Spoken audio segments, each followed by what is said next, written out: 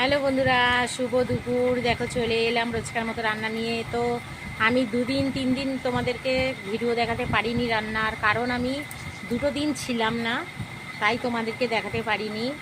আর আজকের আমি বাড়িতে আছি, তাই তোমাদেরকে দেখাচ্ছি যে আমি বাড়িতে কি রান্না করেছি। চলো দেখো কি রান্না করেছি। আর আজকে 3:10 হয়ে গেছে, অনেকটাই দেরি হয়েছে, তবে এক্ষুনি রান্না করে আমি সবে রান্নাঘর থেকে ঘরে এলাম।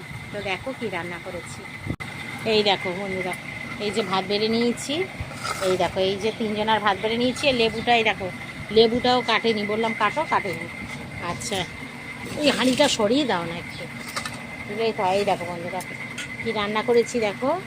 এটা হচ্ছে, এই দেখো মোচার ঘন্ট করেছি, দেখেছো?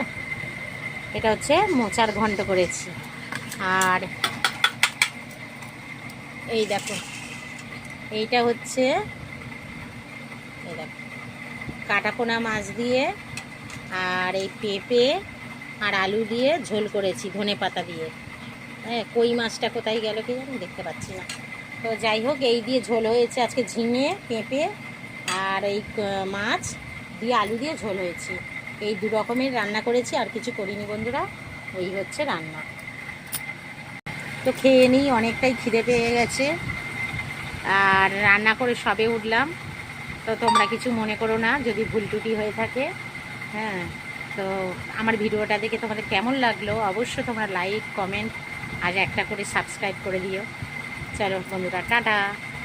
ভালো থেকো, সুস্থ থেকো, ভগবান তোমাদের মঙ্গল করো। টাটা।